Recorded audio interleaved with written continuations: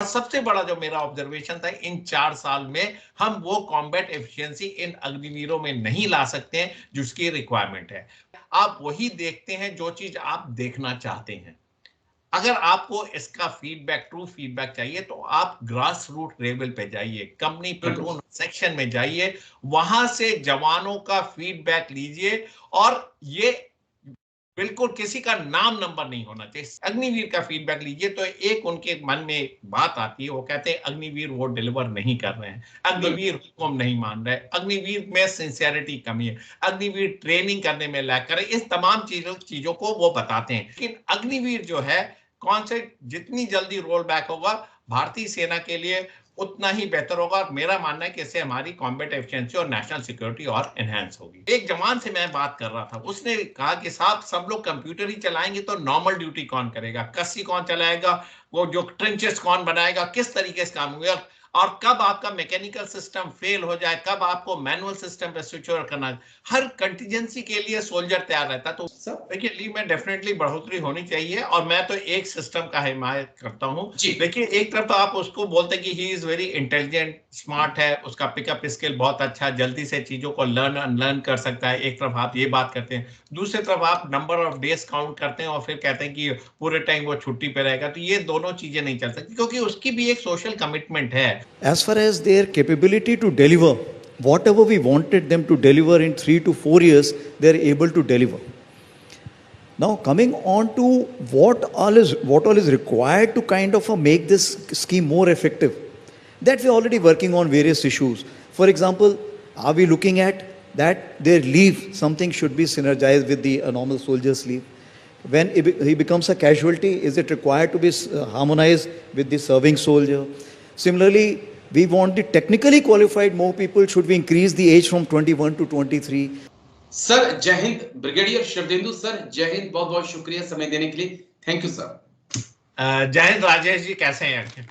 मैं अच्छा हूं सर, बहुत अच्छा हूं, लेकिन बहुत बहुत दिल से शुक्रिया आपका जो आपने एक बार फिर से मेरे लिए, मेरे दर्शकों के लिए समय निकाला। दरअसल एक ऐसा इंपॉर्टेंट इशू था जिस पर मुझे लगा कि मैं आपके साथ बातचीत करूं, क्योंकि अग्निवीर पर मेरी और आपकी कई बार बातचीत हुई और बहुत दर्शकों ने उस बातचीत को सराहा, पसंद किया। इसी बीच army chief general Upendra Dwivedi sir Aaj Tak के एक कॉन्क्लेव में जाते हैं और अग्निवीर को लेकर एक बड़ा बयान देते हैं कि जो उम्मीदें इंडियन आर्मी को अग्निवीर से थी, उन उम्मीदों पर अग्निवीर खरे उतर रहे हैं। और तब से माना जा रहा है कि कोई अब मेजर चेंज अग्निवीर स्कीम में नहीं हो सकता है, क्योंकि जो आर्मी को चाहिए था वो अग्निवीर से मिल रहा है। इसके अलावा आर्मी चीफ छुट्टी को लेकर बात करते हैं कि यस, वो एक इशू है जिस पर बातचीत हो सकती है, और एक जो सैलरी है अग्निवीर की, उसको लेकर जो है मंथन किया जा सकता है। तो मुझे लगा कि मैं इस मुद्दे पर बातचीत करूं, और सबसे पहले और सबसे कड़वा सवाल मेरा कि क्या आर्मी चीफ ने इशारों इशारों में संकेत दे दिए हैं कि अब अग्निवीर स्कीम खत्म नहीं होगी, अब आगे ऐसे ही युवाओं को बढ़ना होगा? सर देखिए, जो आर्मी चीफ ने बात कही है वो उस सिस्टम का हिस्सा है जिसके तहत ये अग्निवीर योजना को लागू की गई, और वो इनसाइडर है, उन्होंने तमाम तरीके की बातें की। और जिन इश्यूज पे देखिए आज की डेट में रिव्यू चल रहा है, उसमें उन्होंने दो चीजें बताई। एक, अगर कोई सैनिक हताहत होता है या शहीद होता तो उसके बेनिफिट्स वही मिलेंगे जो रेगुलर सोल्जर के हैं, और दूसरे लीव पैरिटी की उन्होंने बात की है। लेकिन मैं इसको एक कदम और आगे ले जाके देखना चाहता हूं। देखिए, जब आप वीर गति को कोई सैनिक प्राप्त होता है या हताहत होता है या उसकी छुट्टी की बात है, सबसे अहम मुद्दा जो है आज की डेट में वो आर्थिक मुद्दा है। पे एंड अलाउंसेस की भी बात होनी चाहिए, क्योंकि वो भी उतनी ही बड़ी सोल्जरिंग कर रहा है, वो भी उसी तरीके की ट्रेनिंग कर रहा है, वो भी उसी तरीके के हजार्डस कंडीशन में ऑपरेट कर रहा है, वैसे ही सीआई ऑपरेशन या बॉर्डर मैनेजमेंट में लगा हुआ है। तो लिहाजा उसका पे एंड अलाउंसेस का जो जो स्केल है वो भी उन्हीं के साथ होना चाहिए, इस पर ऐड किया जा सकता है। और साथ में जो चीफ ने बात की, वो कहा है कि दिसंबर 2026 के आसपास इसके रिव्यू का जो रिजल्ट होगा शायद आएगा। इंटरनल रिव्यू चलते रहते हैं, तो तब तक के लिए हमें वेट करना चाहिए। लेकिन राजेश जी, जैसा आपको पता है और मैं हमेशा से बोलता रहा हूं, मैं उस स्कूल ऑफ थॉट का हूं जिसके अंतर्गत अग्निवीर स्कीम नहीं फिट बैठती है। मैंने इस कॉन्सेप्ट को इसलिए खारिज किया था क्योंकि 4 साल का समय बहुत कम है। जिस तरीके से 75% अग्निवीरों को घर जाना पड़ेगा, सिर्फ 25% रेगुलर होंगे, उसमें मेरा ऑब्जर्वेशन था। और सबसे बड़ा जो मेरा ऑब्जर्वेशन था, इन 4 साल में हम वो कॉम्बैट एफिशिएंसी इन अग्निवीरों में नहीं ला सकते हैं जिसकी रिक्वायरमेंट है। पूरे दुनिया में तमाम विश्व की आर्मी अपने कॉम्बैट एफिशिएंसी को बढ़ाने के लिए नए नए टेक्नोलॉजी, नए नए हथियार, नए नए मैन पावर का इस्तेमाल कर रही है, जिससे कि आप लड़ाई के समय डिलीवर कर जी। सके। क्या ये 4 साल का समय एडिक्वेट होगा? ऐसा मैं नहीं मानता हूं। लिहाजा मेरा एक ही डिफरेंस है कि जो देश की सुरक्षा और एनहांस करे, पुख्ता करे, डिलीवर कर सके, टारगेट पे कब्जा कर सके, तमाम तरीके के मिशन को एग्जीक्यूट कर सके, उसके तहत हमें काम करना चाहिए। और अग्निवीर 4 साल के समय में इसको डिलीवर करने में बहुत बड़ा क्वेश्चन मार्क है। अब मैं आता हूं अग्निवीर का जो बेसिक कॉन्सेप्ट है। देखिए, 4 साल के में जो उन्होंने बोला कि फीडबैक उनके पास जो आ रहा है वो बड़ा सक्सेसफुल रहा है। मेरा कहने का मतलब है, मनोविज्ञान में एक चीज कही जाती है, आप वही देखते हैं जो चीज आप देखना चाहते हैं।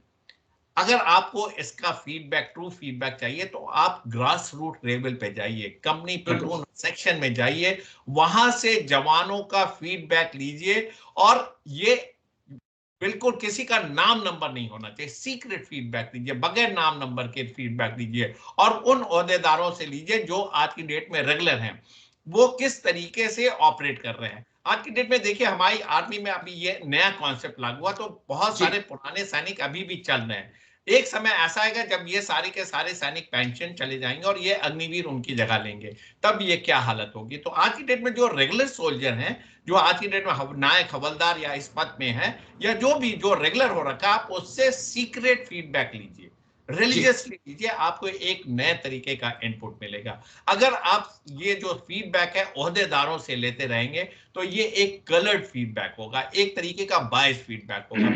मेरा मानना है कि आप किसी भी हवलदार, नायक या रेगुलर सोल्जर से बात करिए, अग्निवीर का फीडबैक लीजिए, तो एक उनके मन में बात आती है, वो कहते हैं अग्निवीर वो डिलीवर नहीं कर रहे हैं, अग्निवीर हुक्म नहीं मान रहे, अग्निवीर में सिंसियरिटी कमी है, अग्निवीर ट्रेनिंग करने में लैग कर रहे। इस तमाम चीजों को वो बताते हैं। 100% मैं उसको सही नहीं मानता हूं, लेकिन एक फीडबैक है, एक जरिया है आपको चीजों को एसेस करने का। लिहाजा आप इसका फीडबैक लें और जो भी अप्रोप्रिएट हो सेना के लिए उसको लागू करें। मेरा एक फीडबैक, क्योंकि हाल ही में मेरी एक रेजिमेंट का हवलदार जो है रिटायर्ड आया और दिल्ली से जाना था उसको, मुझे उसने बुलाया, सर कि आपसे मैं मिलना चाहता हूं। मैंने कहा कि चलिए, कोई रेजिमेंट का बुला रहा है, तो मैं गया आनंद विहार रेलवे स्टेशन पर उससे मिलने के लिए। उनका हालचाल पूछा। अच्छी कोई 17-18 साल 19 नौकरी करके वो हवलदार रैंक से रिटायर्ड आ रहे थे। मैंने कहा कि कैसे हैं, अग्निवीर का क्या स्टेटस है। तो कहा, सर कि मैं क्या बताऊं कि 3-4 महीने पहले लाइन लाइन कॉम्पिटिशन था, तो हमें एक अग्निवीर दे दिया गया, 2 अग्निवीर दे दिए गए कि ये आपकी हेल्प करेंगे। तो मैंने एक को कहा कि तू ड्रम पर बैठ जा, ड्रम को कंट्रोल करना है। तो वो कहता है कि सर मैं ड्रम पे नहीं बैठूंगा, क्योंकि अगर मुझे कुछ हो गया तो मेरे परिवार को कुछ नहीं मिलेगा, मुझे कुछ नहीं मिलेगा, और इसलिए ड्रम पर उसको बैठाइए जो कि परमानेंट हो। तो ये उस हवलदार की स्टेटमेंट है जो अग्निवीर को हैंडल कर कर आया है, अब रिटायर्ड जिंदगी जीने के लिए जा रहा है। तो ये फीडबैक है सर, और इस फीडबैक के सारे अगर आर्मी चीफ तक ये बातें पहुंच रही हैं कि सब कुछ अच्छा है, तो मुझे लग रहा है कि कहीं ना कहीं फिर सर को ग्राउंड जीरो पे जाके देखना होगा। Sir please. राजेश जी, आपने बिल्कुल सही बात में, मैं इस चीज का ही मैं आपको इंडिकेशन दे रहा था। जो आपको ग्राउंड लेवल पे जो फीडबैक मिलेगा वो बहुत ही पॉजिटिव, जो रेगुलर सोल्जर हैं उनसे नहीं मिलेगा, क्योंकि अग्निवीर के बड़े सारे एप्रीहेंशन है, सारे ऐसी चीजों को लागू कर रहे हैं या ऐसी चीजें हो रही हैं, ऐसा मैं नहीं मानता हूं। लेकिन एक तबका तो है, एक ग्रुप तो है जो इस तरीके की बातें सोच रहा है, जो अपनी सुरक्षा पहले देख रहा है, अपने को फिट रखना चाहता है, उसको एक संशय है दिमाग में कि वो रेगुलर हो पाएगा कि नहीं हो पाएगा, और बाहर अगर उसको जाना पड़ा तो उसको शारीरिक रूप से कोई ऐसा कैजुअलिटी या कोई उसका हाथ पैर नहीं टूटना चाहिए जिससे वो अपंग की कैटेगरी में आए। तो ये सारी चीजें वो ध्यान रखना है। वो आज की डेट में वर्ल्डली वाइज है। अगर आप उसके टेक्निकल स्किल की प्रशंसा करते हैं तो उसके आप सिक्योरिटी इशू को भी देखें, उसके एप्रीहेंशंस को भी देखें। मैं मानता हूं कि जो उन्होंने एक कॉन्सेप्ट दिया क्रिएटिव डिस्ट्रक्शन का, जो मतलब कि उन्होंने बोला कि उस एक जो अग्निवीर आ रहा है वो चीजों को लर्न करता है, अनलर्न कर सकता है और लर्न करता है। ये देखिए एक इंडिविजुअल स्कीम है, इंडिविजुअल स्किल है, मेरा कहने का मतलब है, जो आज की डेट में नई जनरेशन है, वो चीजों को बहुत जल्दी सीखती है और बहुत जल्दी भुला के नए आयाम पे जा सकती है। तो इससे जो टर्म्स ऑफ सर्विस है, यानी 4 साल की सर्विस का कुछ लेना देना नहीं है। ये नई जनरेशन का पर्सनालिटी ट्रेट है, उसका एजुकेशन, उसकी कंप्यूटर लिटरेसी, उसका टेक्निकल ओरिएंटेशन ऑफ माइंड है।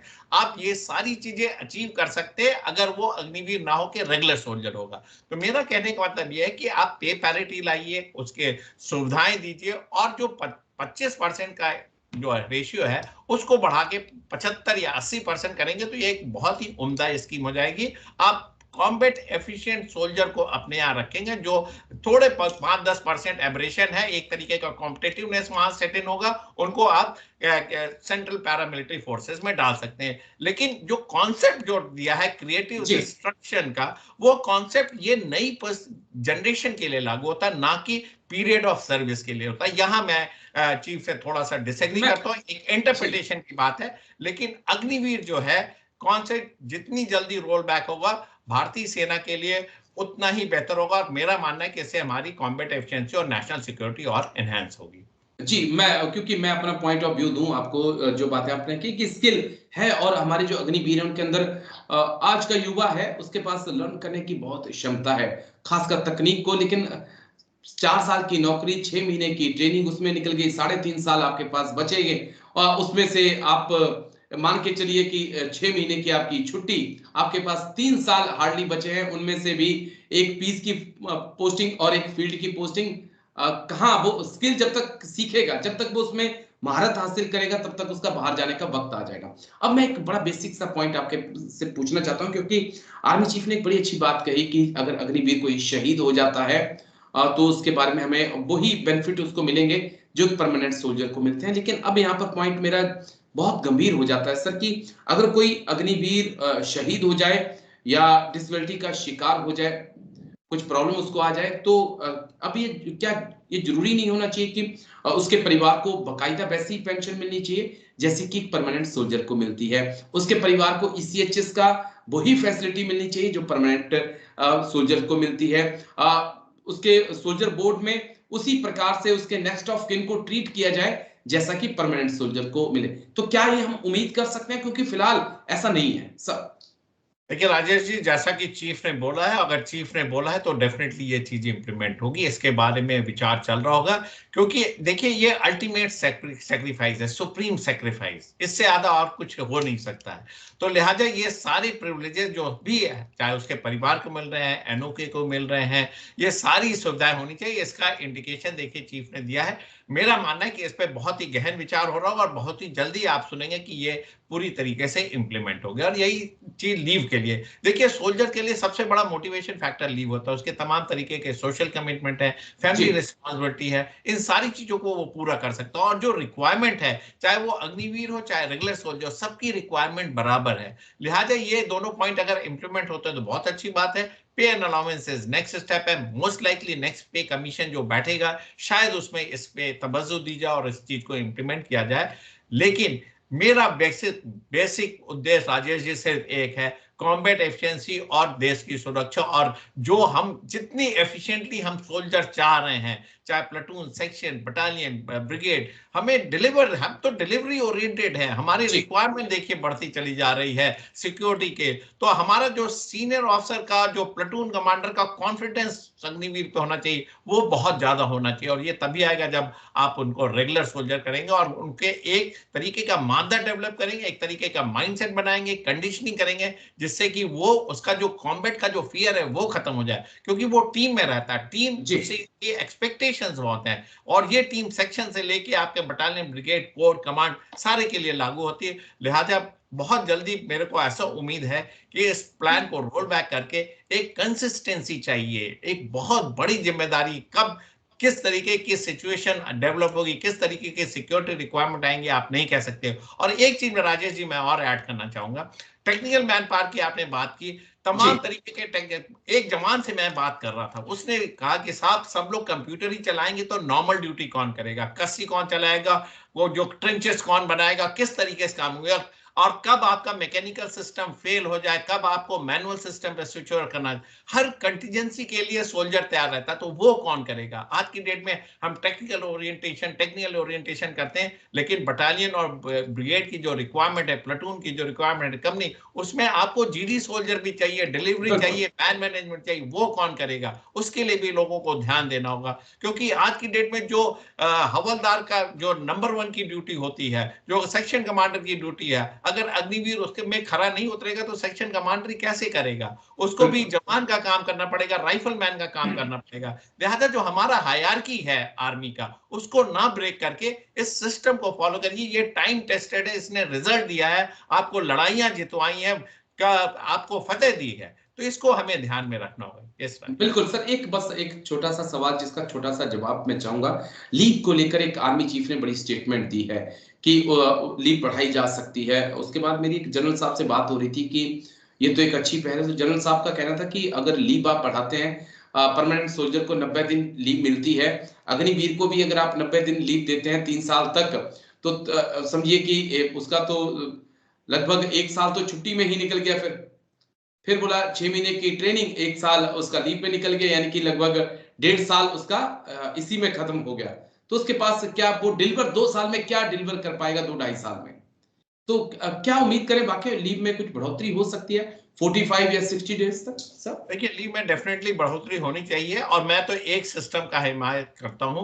देखिए, एक तरफ तो आप उसको बोलते हैं कि he is very intelligent, smart है, उसका पिकअप स्किल बहुत अच्छा, जल्दी से चीजों को लर्न अनलर्न कर सकता है। एक तरफ आप ये बात करते हैं, दूसरी तरफ आप नंबर ऑफ डेज काउंट करते हैं और फिर कहते हैं कि पूरे टाइम वो छुट्टी पे रहेगा। तो ये दोनों चीजें नहीं चल सकती, क्योंकि उसकी भी एक सोशल कमिटमेंट है, उसका भी एक पारिवारिक जिम्मेदारी है, उसकी भी तमाम तरीके की रिक्वायरमेंट आ सकती हैं, उसके भी सगे संबंधी हैं, उसके भी खेत खलियानों में के तमाम तरीके के इश्यूज आते हैं। इन सब चीजों को आपको ध्यान में रखना होगा। लिहाजा लीव पे, मेडिकल फैसिलिटी, इन सब में पैरिटी होनी चाहिए, और ये पैरिटी तभी आएगी जब आप उसका लेंथ ऑफ सर्विस इंक्रीज कर देंगे। तो आप उसके वेलफेयर में तो पैरिटी चाह रहे हैं, आप उसकी कॉम्बैट एफिशिएंसी में क्यों नहीं पैरिटी चाहते हैं? आप उसके जो राइफल चलाने के स्किल में क्यों नहीं पैरिटी चाहते हैं? वो उसके जो सेक्शन कमांडर की ड्रिल है, जो तमाम तरीके के बैटल ड्रिल एंड प्रोसीजर है, उसकी एफिशिएंसी की क्यों नहीं बात करते? उसकी पैरिटी की क्यों नहीं बात करते? जब आप इन सारी पैरिटीज की बात करेंगे और उसको चाहेंगे कि एक उम्दा सोल्जर आए,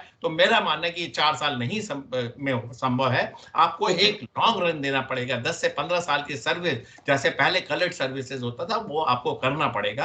और जो हर ऑर्गेनाइजेशन में कुछ डेड वुड्स होते हैं, कुछ स्ट्रगलर्स होते हैं, उसके लिए गेट रीड करने के लिए आपने 10 से 20% को आप उनको निकाल सकते हैं, या उनको छुट्टी कर सकते हैं और उनको पैरामिलिट्री फोर्सेज या किसी अन्य सशस्त्र सेनाओं में डाल सकते हैं। इस तरीके के प्रोविजन लाएं।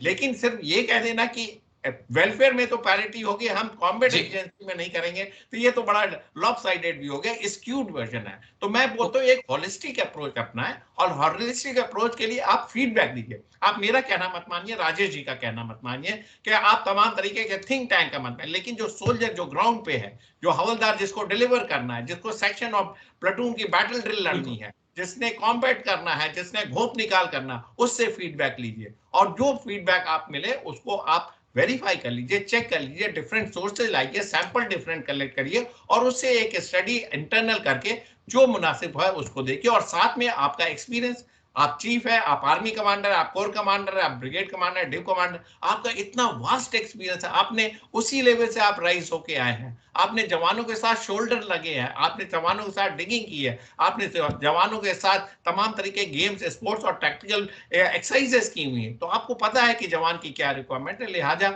अपने आप को ट्रूली सोल्जर रखते हुए, देश की सुरक्षा को मद्देनजर रखते हुए एक रिव्यू करिए, और ये रिव्यू जितनी जल्दी हो जाएगा उतना बेहतर होगा।